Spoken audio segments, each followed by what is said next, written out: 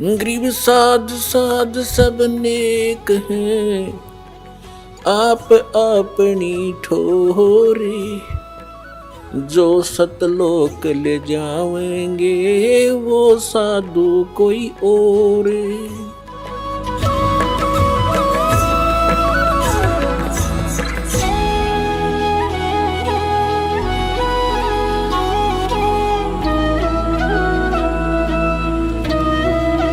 ಈಗ ಪರಮಾತ್ಮ ಹೇಳುತ್ತಾರೆ, मानुष जन्म पाय कर नहीं रटे हरि नाम, जैसे कुआ जल बिना फिर बनवाया क्या काम। ಈಗ ಮನುಷ್ಯ ಜೀವನ ಪಡೆದು ಭಗವಂತನ ಭಕ್ತಿ ಮಾಡದಿದ್ದರೆ ವ್ಯರ್ಥ ಅವರ ಜೀವನ. ಈಗ ಹೇಗೆ ಮಾಡುವುದು?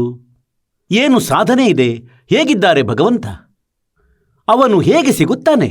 ಯಾವ ಸಾಧನೆ ನಾವು ಮಾಡುತ್ತಿದ್ದೇವೆ? ಇವುಗಳೆಲ್ಲಾದರೂ ಪ್ರಮಾಣಿತವಾಗಿವೆಯೋ ಅಥವಾ ಇಲ್ಲವೋ? ಏಕೆಂದರೆ ಗೀತೆ ಅಧ್ಯಾಯ ಸಂಖ್ಯೆ 16ರ ಶ್ಲೋಕ ಸಂಖ್ಯೆ 23-24ರಲ್ಲಿ ಖಚಿತವಾಗಿ ಕಾನ್ಸೆಪ್ಟ್ ಕ್ಲಿಯರ್ ಮಾಡಲಾಗಿದೆ.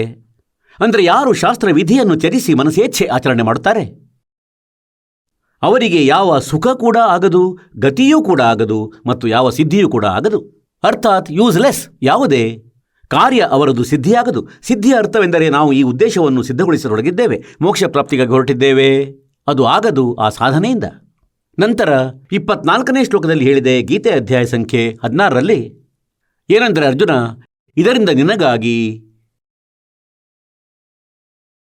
ಕರ್ತವ್ಯ ಮತ್ತು ಅಕರ್ತವ್ಯದ ವ್ಯವಸ್ಥೆಯಲ್ಲಿ ಯಾವ ಭಕ್ತಿ ಮಾರ್ಗದ ಕರ್ಮ ಮಾಡಬೇಕಾಗಿದೆ ಮತ್ತು ಯಾವ ಭಕ್ತಿ ಮಾರ್ಗದ ಕರ್ಮ ಮಾಡಬಾರದು, ಯಾವುದು ಶಾಸ್ತ್ರಾನುಕೂಲಿತ, ಯಾವುದು ಶಾಸ್ತ್ರ ವಿರುದ್ಧವಾಗಿದೆ, ಅದಕ್ಕಾಗಿ ಸದ್ಗ್ರಂಥಗಳೇ ಪ್ರಮಾಣಿತವಾಗಿವೆ. ಅಂದರೆ ಸದ್ಗ್ರಂಥಗಳ ಆಧಾರದಿಂದಲೇ ಸಾಧನೆ ಮಾಡಬೇಕು. ಒಂದೊಮ್ಮೆ ಸದ್ಗ್ರಂಥಗಳ ವಿರುದ್ಧ ಯಾರೇ ನಾಮಮಂತ್ರ ವಿಧಿ ಹೇಳಿದರೆ ಅದನ್ನು ಮಾಡಬಾರದು. ಅದು ಯೂಸ್ಲೆಸ್ ಆಗಿದೆ.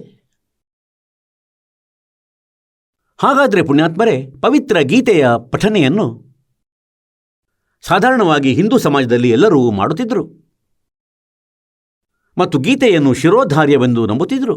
ಈ ನಕಲಿ ಗುರುಗಳು, ನಕಲಿ ಬ್ರಾಹ್ಮಣರು, ಋಷಿಗಳು ಮತ್ತು ಮಂಡಲೇಶ್ವರರಿಗೆ ಗೀತೆಯ ವಿಷಯದಲ್ಲಿ ಏನೇನೂ ತಿಳಿದಿಲ್ಲ. ವೇದಗಳ ಬಗ್ಗೆಯೂ ತಿಳಿದಿಲ್ಲ. ಇವರಿಗೆ ಏನೂ ಗೊತ್ತಿಲ್ಲ ವೇದಗಳ ಬಗ್ಗೆ. ಮತ್ತು ವೇದಗಳನ್ನು ಕಂಠಸ್ಥ ನೆನಪು ಮಾಡಿಟ್ಟುಕೊಂಡಿದ್ದರು ಇವರು. ಚತುರ್ವೇದಿ, ತ್ರಿವೇದಿ, ದ್ವಿವೇದಿ. ಗೀತೆಯನ್ನು ಕಂಠಸ್ಥ ನೆನಪು ಮಾಡಿದಂತಹ ಬಹಳ ಮಹರ್ಷಿಗಳನ್ನು ನೋಡಿರುವೆ. ಒಬ್ಬಳು ಮುದುಕಿ ಇದ್ದಳು, ಅಜಾಬ್ ಊರಿನವಳು, ಮತ್ತು ಅವಳ ಜೊತೆ ಮತ್ತೊಬ್ಬಾಕೆ ಇದ್ದಳು, ಅವಳ ನೆರೆಮನೆಯವಳು. ಇಬ್ಬರೂ ಬಂದರು ದೀಕ್ಷೆ ಪಡೆಯಲು. ಆ ಮುದುಕಿ ಸರಿಸುಮಾರು 65-70 ವರ್ಷದವಳಾಗಿದ್ದಳು.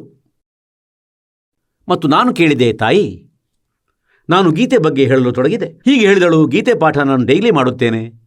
ಆ ಮುದುಕಿ, ಅವಳು ಅಕ್ಷರಜ್ಞಾನ ಸ್ವಲ್ಪ ತಿಳಿದಿದ್ದಳು. ಹೇಳಿದ್ಲು, ಹಿಂದಿ ಮಾತು ನಾನು ಕಲಿತಿದ್ದೇನೆ, ಓದುತ್ತೇನೆ, ಸಂಸ್ಕೃತ ಕೂಡ ಓದುತ್ತೇನೆ. 2ನೇ ಅಧ್ಯಾಯವನ್ನು, ಅದರಲ್ಲಿ ಸುಮಾರು 70-75 ಇವೆ. 73 ಶ್ಲೋಕ ಸಂಸ್ಕೃತದ್ದು ಮತ್ತು ಎಲ್ಲ ಸಂಸ್ಕೃತ ಕಂಠಸ್ಥ ಮಾಡಿದಳು. ಪೂರ್ಣ 73 ಹೇಳಿದ್ಲು. ಅಂದರೆ ಇದು ನನ್ನ ಫೇವರಿಟ್ ಆಗಿದೆ, ಅಧ್ಯಾಯವಾಗಿದೆ. ಮತ್ತೊಬ್ಬಳು ಹೇಳತೊಡಗಿದಳು, ನಾನು 12ನೇ ಅಧ್ಯಾಯವನ್ನು ಡೈಲಿ ಅಧ್ಯಯನ ಮಾಡುತ್ತೇನೆ. ಅವಳದನ್ನು ಕಂಠಪಾಠ ಮಾಡಿದ್ದಳು. ಮುದುಕಿಗೆ ಹೇಳಿದೆ, ಕೇಳಿಸು. ಆಕೆ ಪ್ರಾರಂಭಿಸಿದಳು ಮೊದಲ ಮಂತ್ರದಿಂದ. ನಿಲ್ಲಿಸಲಾರದಾದಳು. ನಾನು ಹೇಳಿದೆ, ನಿಲ್ಲಿಸು, ಈಗ ಸರಿಯಾಗಿದೆ, ತಿಳಿಯಿತೀಗ. ಈಕೆ ಆಗಿದ್ದಳು ಆ ಮುದುಕಿ ಅವಿದ್ಯಾವಂತೆ. ಕೇವಲ ಹಿಂದಿ ಕಲಿತಿದ್ಲು, ಮತ್ತಾಕೆ ಸಂಸ್ಕೃತ ಮಾತಾಡಲು ಕಲಿತಿದ್ಲು ಅಭ್ಯಾಸದಿಂದ. ಮತ್ತವಳಿಗೆ ಇದು ಗೊತ್ತಿಲ್ಲ, ಇದರಲ್ಲಿ ಏನು ಬರೆದಿದೆ ಈ ಗೀತೆಯಲ್ಲಿ. ಹೇಳಿದ್ಲು, ಇದು ಗೊತ್ತಿಲ್ಲ ನನಗೆ ಏನು ಬರೆದಿದೆ ಇದರಲ್ಲಿ. ನಾನಂತೂ ಕಂಠಸ್ಥ ಮಾಡಿಟ್ಟಿದ್ದೇನೆ, ಡೈಲಿ ಮಾಡುತ್ತೇನೆ. ನನಗೆ ಹೇಳಿದ್ರು ಗುರುಗಳು, ಏನಂದರೆ, ನೀನು ಡೈಲಿ ಅಧ್ಯಯನ ಮಾಡು, ನಿನ್ನ ಎಲ್ಲ ಸಂಕಟ ದೂರವಾಗುವು. ನಾನು ಹೇಳಿದೆ, ಯಾವುದಾದ್ರೂ ಆಯ್ತೆ ಸಂಕಟ ದೂರ? ಹೇಳಿದಳು, ಇಲ್ಲ, ಯಾವುದೂ ಇಲ್ಲ. ಅದಕ್ಕಾಗಿ ಇಂದು ತಮ್ಮ ಬಳಿ ಬಂದಿರುವೆನು. ಹಾಗಾಗಿ ಹೇಳುವ ಅರ್ಥ ಏನೆಂದರೆ ಪುಣ್ಯಾತ್ಮರೇ, ಈ गुरुआ गान बिगाड़े संतो गुरुआ गान बिगाड़े और ऐसे कर्म जीव कला दिए ಈವ್ ಜಡೆ ನೀ ಜಾಡೆ. ಮತ್ತು ಅವಳಿಗೆ ತಿಳಿಸಿದೆ ಏನೆಂದರೆ, ಹೀಗೆ ಮಾಡು, ಈ ಭಕ್ತಿ ಸರಿಯಿಲ್ಲ. ಹಾಗೆ ನಂತರ ಹಲವು ದಿನಗಳಲ್ಲಿ ಮುದುಕಿಯ ಬುದ್ಧಿ ಸೆಟ್ಟಾಯಿತು. ಮತ್ತವಳು ಒಪ್ಪಿದಳು, ವಿಷಯ ಸರಿಯಾಗಿದೆ. ನಾನು ಕೇಳಿದೆ, ನಿನ್ನ ಮಂತ್ರ ಯಾವುದು ಜಪಿಸುವೆ? ಹೇಳಿದಳು, ಹರೇ ರಾಮ್ ರಾಧೇಶ್ಯಾಮ್ ಸೀತಾರಾಮ್. ನಾನು ಕೇಳಿದೆ, ಅದು ಗೀತೆಯಲ್ಲಿ ಇದೆ ಎಲ್ಲಾದರೂ? ಹರೇ ರಾಮ್ ರಾಧೇಶ್ಯಾಮ್ ಸೀತಾರಾಮ್, ರಾಧೇ ರಾಧೇಶ್ಯಾಮ್ ಮಿಲಾದೆ ಹೇಳಿದ್ಲು. ಇಲ್ಲ. ಮತ್ತು ವಿಚಿತ್ರ ಮಾತು. ಗೀತೆಯ 8ನೇ ಅಧ್ಯಾಯದ 13ನೇ ಶ್ಲೋಕದಲ್ಲಿ ಹೇಳಿದೆ ಏನೆಂದರೆ, ಗೀತಾ ಜ್ಞಾನದಾತ ಬ್ರಹ್ಮನ ಅಂದರೆ ಓಂ ಇತಿ ಏಕಾಕ್ಷರಂ ಬ್ರಹ್ಮ್ ವ್ಯಾಹರನ್ ಮಾಂ ಅನುಸ್ಮರಣ್ ಯಹ ಪ್ರಯಾತಿ ತ್ಯಜನ್ ದೇಹಂ ಸ ಯಾತಿ ಪರಮಾಂ ಗತಿಂ. ಮಾಂ ಬ್ರಹ್ಮನಾದ ನನ್ನ ಓಂ ಒಂದು ಅಕ್ಷರವಿದೆ, ನಥಿಂಗ್ ಎಲ್ಸ್, ಮತ್ತು ಯಾವುದೇ ಮಂತ್ರವನ್ನು ಜಪ ಮಾಡಬಾರದು ಮತ್ತು ಇದರ ಅಂತಿಮ ಶ್ವಾಸ ತನಕ ಜಪ ಮಾಡಬೇಕು. ಆಗ ನನ್ನದಾದ ಪರಮಗತಿ ಅಂದರೆ ಬ್ರಹ್ಮ ತನಕದ ಸ್ತರದ ಆ ಪೂರ್ಣ ಲಾಭವೇನಿದೆ ಈ ಓಂ ಮಂತ್ರದಿಂದ ಸಿಗುವುದು. ಈ ಓಂ ಮಂತ್ರದಿಂದ ಏನು ಲಾಭವಾಗುವುದು? ಓಂ ಮಂತ್ರದ ಜಪ ಬ್ರಹ್ಮನದಾಗಿದೆ ಮತ್ತು ಬ್ರಹ್ಮನ ಸಾಧನೆ ಮಾಡುವ ವ್ಯಕ್ತಿ ಬ್ರಹ್ಮಲೋಕಕ್ಕೆ ಹೊರಟು ಹೋಗುತ್ತಾನೆ ಮತ್ತು ಅವನ ಅಲ್ಲಿ ಸ್ಟೇ ಬಹಳ ಹೆಚ್ಚಾಗಿರುತ್ತದೆ ಮತ್ತು ತದನಂತರ ಪುನಃ ಅವನು ಬ್ರಹ್ಮಲೋಕಕ್ಕೆ ಹೋದ ಆ ಜೀವಾತ್ಮ ಕೂಡ ಪುನರ್ಜನ್ಮದಲ್ಲಿ ಬರುತ್ತಾನೆ. ಶ್ರೀಮದ್ ಭಗವದ್ಗೀತೆ ಅಧ್ಯಾಯ ಸಂಖ್ಯೆ 8ರ ಶ್ಲೋಕ ಸಂಖ್ಯೆ 16ರಲ್ಲಿ ಹೇಳಿದೇನೆಂದರೆ, ಬ್ರಹ್ಮಲೋಕ ಪರ್ಯಂತ ಇವರೆಲ್ಲರೂ ಜನ್ಮ ಮೃತ್ಯುವಿನಲ್ಲಿದ್ದಾರೆ, ಪುನರಾವರ್ತಿಯಲ್ಲಿದ್ದಾರೆ. ಅಲ್ಲಿಗೆ ಹೋದ ಬಳಿಕವೂ ಪುಣ್ಯ ಕ್ಷೀಣವಾದ ಬಳಿಕ ಮರಳಿ ಜನ್ಮ ಮೃತ್ಯು 84 ಲಕ್ಷ ಯೋನಿಗಳಲ್ಲಿ ಬರಬೇಕಾಗುತ್ತದೆ. ಈಗ ಈ 8ನೇ ಅಧ್ಯಾಯದ 16ನೇ ಶ್ಲೋಕದಲ್ಲಿ ಅನುವಾದಕರ್ತನು ಎಡವಟ್ಟು ಮಾಡಿದ್ದಾನೆ. ಅದರಲ್ಲಿ ಬರೆದಿರುವುದಂತೂ ಇದಾಗಿದೆ, ಯಾವುದನ್ನು ಇವರು ತಿಳಿದಿಲ್ಲ. ನ ವಿದ್ಯತೆ. ಈಗ ವಿದ್ ಧಾತು ಏನಿದೆ ಇದು ವಿದ್ಯೆಯನ್ನು ತಿಳಿಯುವ ಸಂಕೇತವಾಗಿದೆ. ಯಾರು ನ ವಿದ್ಯತೆ ಅವರು ಹೇಳುತ್ತಾರೆ ಪುನರ್ಜನ್ಮ ನ ವಿದ್ಯತೆ. ಈಗ ಹೇಳುವ ಅರ್ಥವೇನೆಂದರೆ, ಯಾರು ಇದನ್ನು ಅರಿತಿಲ್ಲ ಅವರು ನನ್ನನ್ನು ಪ್ರಾಪ್ತಿಸಿಕೊಂಡರೂ ಪುನರ್ಜನ್ಮದಲ್ಲಿ ಬರುತ್ತಾರೆ ಮತ್ತು ಬ್ರಹ್ಮಲೋಕ ತನಕ ಹೋದಂತಹ ಜೀವಾತ್ಮ ಕೂಡ ಪುನರಾವೃತ್ತಿಯಲ್ಲಿ ಇದೆ. ಒಂದೊಮ್ಮೆ ಇದರ ಅರ್ಥ ಅಜ್ಞಾನಿಗಳ ಆಧಾರದಿಂದ ಹೇಳಿದರೆ, ಅಂದರೆ ನನ್ನನ್ನು ಪ್ರಾಪ್ತಿಸಿದ ಜೀವಾತ್ಮ ಮತ್ತೆ ಪುನರ್ಜನ್ಮಕ್ಕೆ ಬರುವುದಿಲ್ಲ. 4ನೇ ಅಧ್ಯಾಯದ 5ನೇ ಮತ್ತು 9ನೇ ಮತ್ತು 2ನೇ ಅಧ್ಯಾಯದ 12ನೇ ಶ್ಲೋಕದಲ್ಲಿ ಒತ್ತಿ ಹೇಳುತ್ತಿದ್ದಾನೆ ಗೀತಜ್ಞಾನದಾತ, ಅಂದರೆ ನನ್ನ ಮತ್ತು ನಿನ್ನ ಬಹಳ ಜನ್ಮ ಆಗಿವೆ, ನಿನ್ನರಿಯೇ ಮುಂದೆಯೂ ಆಗುವುದು. ಹಾಗೆ ಇಲ್ಲಿ ನೇರ ಬರೆದಿದೆ, ನನ್ನ ಕೇವಲ ಒಂದು ಓಂ ಮಂತ್ರವಿದೆ. ಓಂನಿಂದ ಆ ಪರಮಗತಿಯಾಗುವುದು, ಬ್ರಹ್ಮಲೋಕ ಪ್ರಾಪ್ತಿಯಾಗುವುದು. ಬ್ರಹ್ಮಲೋಕಕ್ಕೆ ಹೋದ ಜೀವಾತ್ಮ ಕೂಡ ಪುನಃ ಮರಳಿ ಜನ್ಮ ಮೃತ್ಯುವಿನಲ್ಲಿ ಬರುತ್ತವೆ, ಪೂರ್ಣ ಮೋಕ್ಷ ಇಲ್ಲ. ಇದಕ್ಕಾಗಿ ಗೀತೆ ಅಧ್ಯಾಯ ಸಂಖ್ಯೆ 15ರ ಶ್ಲೋಕ ಸಂಖ್ಯೆ 17ರಲ್ಲಿ ಹೇಳಿದಂತೆ ಆ ಸಚ್ಚಿದಾನಂದ ಘನ ಬ್ರಹ್ಮನ ವಾಣಿಯ ಮಂತ್ರವು ಏನಿದೆ ಆ ಪೂರ್ಣ ಪರಮಾತ್ಮನ ಮಂತ್ರ ಓಂ ತತ್ಸತ್ ಆಗಿದೆ.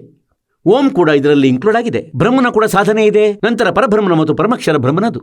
ಈ 3 ಮಂತ್ರಗಳಿಂದ ಬೇರೆ ಬೇರೆ ಭಕ್ತಿ ಕರ್ಮವಾಗುತ್ತವೆ ಮತ್ತು ಈ ಮೂವರದೇ ಬೇರೆ ಬೇರೆ ಸಾಧನೆ ಮಾಡುವುದರಿಂದ ನಾವು ಪೂರ್ಣ ಮೋಕ್ಷ ಪ್ರಾಪ್ತ ಮಾಡುವೆವು. ಈಗ ಗೀತೆಯ ಅಧ್ಯಾಯ ಸಂಖ್ಯೆ 8ರ ಶ್ಲೋಕ ಸಂಖ್ಯೆ 5 ಮತ್ತು 7ರಲ್ಲಿ ಗೀತೆ ಜ್ಞಾನದಾತ ಹೇಳುತ್ತಾನೆ, ನೀನು ನನ್ನ ಭಜನೆಯನ್ನು ಮಾಡು, ನನ್ನ ನಾಮವನ್ನು ಜಪಿಸು. ನನ್ನ ಮಂತ್ರ ಓಂ ಆಗಿದೆ. 8ನೇ ಅಧ್ಯಾಯ 13ನೇ ಶ್ಲೋಕದಲ್ಲಿ ಇವನು ಹೇಳಿರುವನು ಏನೆಂದರೆ, ಇದರದು ನೀನು ಸಾಧನೆ ಮಾಡಿದರೆ ನೀನು ನನ್ನನ್ನು ಪ್ರಾಪ್ತಿಸುವೆ, ಬ್ರಹ್ಮಲೋಕಕ್ಕೆ ಬರುವೆ. ನೀನು ಯುದ್ಧವನ್ನು ಮಾಡು ಮತ್ತು ಸಾಧನೆಯನ್ನು ಮಾಡು, ಮಂತ್ರ ಜಪವನ್ನು ಮಾಡು, ನಾಮಜಪವನ್ನು ಮಾಡು, ನನ್ನ ಸ್ಮರಣೆಯನ್ನು ಮಾಡು. ಮತ್ತು 8ನೇ ಅಧ್ಯಾಯದ 8, 9, 10 3 ಮಂತ್ರಗಳಲ್ಲಿ ಹೇಳಿದೆ ಆ ಸಚ್ಚಿದಾನಂದ ಘನ ಬ್ರಹ್ಮನ ಆ ಪರಮಾಕ್ಷರ ಬ್ರಹ್ಮನ ಪೂಜೆಯನ್ನು ಮಾಡು. 8ನೇ ಅಧ್ಯಾಯದ ಪ್ರಥಮ ಮಂತ್ರದಲ್ಲಿ ಅರ್ಜುನನು ಕೇಳಿದ ಕಿಂ ತದ್ಬ್ರಹ್ಮ್, ಅವನ ವಿಷಯದಲ್ಲಿ 8ನೇ ಅಧ್ಯಾಯದ 3ನೇ ಶ್ಲೋಕದಲ್ಲಿ ಹೇಳಿದನೆಂದರೆ ಅವನು ಪರಮಾಕ್ಷರ ಬ್ರಹ್ಮನು. ಗೀತಾಜ್ಞಾನದಾತ ಹೇಳುತ್ತಾನೆ, ನನ್ನಿಂದ ಬೇರೆಯಾಗಿದ್ದಾನೆ ಆ ಪರಮಾಕ್ಷರ ಬ್ರಹ್ಮ. ಹಾಗಾಗಿ 8ನೇ ಅಧ್ಯಾಯ 8, 9, 10ರಲ್ಲಿ ಆ ಪರಮಾಕ್ಷರ ಬ್ರಹ್ಮ ಸಚ್ಚಿದಾನಂದ ಘನ ಬ್ರಹ್ಮನ ಪೂಜೆ ಮಾಡೋದು ಹೇಳಲಾಗಿದೆ. ಅದಕ್ಕಾಗಿ ಹೇಳಲಾಗಿದೆ ಏನೆಂದರೆ, ತತ್ವದರ್ಶಿ ಸಂತರ ಹುಡುಕಾಟ ಮಾಡು. ಅವನ ಮಂತ್ರದ ಬಗ್ಗೆ 17ನೇ ಅಧ್ಯಾಯದ 23ನೇ ಶ್ಲೋಕದಲ್ಲಿ ಹೇಳಿದೇನೆಂದರೆ, ಅದು ಓಂ ತತ್ಸತ್ 3 ಮಂತ್ರದ್ದಾಗಿದೆ. ಅದರ ಸಾಧನೆ ಮಾಡುವ ಆತನು ಆ ಪರಮ ದಿವ್ಯ ಪುರುಷನನ್ನು ಪ್ರಾಪ್ತಿಸುವನು, ಆ ಪರಮಾಕ್ಷರ ಬ್ರಹ್ಮನನ್ನು ಪ್ರಾಪ್ತಿಸುವನು. ಮತ್ತು 15ನೇ ಅಧ್ಯಾಯದ 1ರಿಂದ 4ರ ಶ್ಲೋಕದವರೆಗೆ ಶ್ರೀಮದ್ ಭಗವದ್ಗೀತೆಯಲ್ಲಿ ಹೇಳಿದೇನೆಂದರೆ, ತತ್ವದರ್ಶಿ ಸಂತನ ಪರಿಚಯ ಹೇಗಿದೆ ಅಂದರೆ, ಅವನು ಎಲ್ಲ ಉಲ್ಟಾ ನೇತಾಡುತ್ತಿರುವ ಪ್ರಪಂಚರೂಪಿ ವೃಕ್ಷದ ಎಲ್ಲ ವಿಭಾಗಗಳನ್ನು ಹೇಳುವನು. अक्षर पुरुष एक पेड़ है निरंजन की डार तीनों देवा शाखा पात्र संसार. ಆ ತತ್ವದರ್ಶಿ ಸಂತನ ಪ್ರಾಪ್ತಿಯ ಬಳಿಕ ಪರಮೇಶ್ವರ ಆ ಪರಮಾಕ್ಷರ ಬ್ರಹ್ಮನ ಆ ಪರಮಪದದ ಹುಡುಕಾಟ ಮಾಡಬೇಕಾಗಿದೆ. ಸತ್ಯಖಂಡದ ಬಗ್ಗೆ ಸಾಧನೆ ಮಾಡಬೇಕಾಗಿದೆ. ಸನಾತನ ಪರಮಧಾಮದ ಸಾಧನೆ ಮಾಡಬೇಕಾಗಿದೆ. ಅಲ್ಲಿಗೆ ಹೋದ ಬಳಿಕ ಮತ್ತೆ ಮರಳಿ ಎಂದೂ ಪ್ರಪಂಚಕ್ಕೆ ಯಾರೂ ಬರಲಾರರು. ಅವರದ್ದು ಪೂರ್ಣ ಮೋಕ್ಷವಾಗುವುದು. ಇದಕ್ಕಾಗಿ ಗೀತೆ ಅಧ್ಯಾಯ ಸಂಖ್ಯೆ 18ರ ಶ್ಲೋಕ ಸಂಖ್ಯೆ 62ರಲ್ಲಿ ಹೇಳಿದೆ ಅಂದರೆ, ಅರ್ಜುನ, ನೀನು ಸರ್ವಭಾವದಿಂದ ಆ ಪರಮೇಶ್ವರನ ಆಶ್ರಯದಲ್ಲಿ ಹೋಗು. ಆ ಪರಮಾಕ್ಷರ ಬ್ರಹ್ಮನ ಸಚ್ಚಿದಾನಂದ ಘನ ಬ್ರಹ್ಮನ ಆಶ್ರಯದಲ್ಲಿ ಹೋಗು. ಅವನ ಕೃಪೆಯಿಂದ ನೀನು ಪರಮ ಶಾಂತಿಯನ್ನು ಮತ್ತು ಸನಾತನ ಪರಮಧಾಮ. ಸನಾತನ ಅಂದರೆ ಆದಿ ಅನಾದಿ, ಯಾವಾಗಲೂ ಎಲ್ಲಕ್ಕಿಂತ ಹಳೆಯ, ಎಲ್ಲಕ್ಕಿಂತ ಮೊದಲಿನ ಲೋಕ, ಸತ್ಯಖಂಡದಲ್ಲಿ ಸದಾ ಇರುವ ಶಾಶ್ವತ ಸ್ಥಾನದಲ್ಲಿ. ಶಾಶ್ವತ ಅಂದರೆ ಎಂದಿಗೂ ನಾಶವಾಗದಂತಹ ಸ್ಥಾನದಲ್ಲಿ, ಅಂದರೆ ಸದಾ ಇರುವ ಸ್ಥಾನ. ಅಂದರೆ ಸತ್ಯಲೋಕವನ್ನು, ಸನಾತನ ಪರಮಧಾಮವನ್ನು ಪ್ರಾಪ್ತಿಸುವೆ. ನಿನ್ನ ಪೂರ್ಣ ಮೋಕ್ಷವಾಗುವುದು.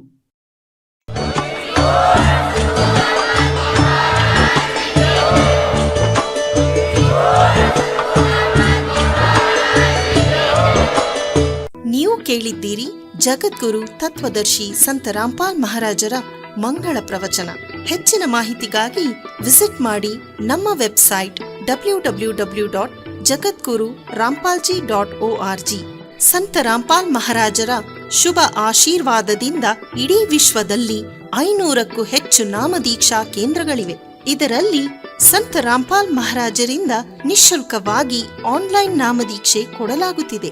ತಮ್ಮ ಹತ್ತಿರದ ನಾಮದೀಕ್ಷಾ ಕೇಂದ್ರದ ಮಾಹಿತಿಗಾಗಿ ಸಂಪರ್ಕಿಸಿ 888 444 7302.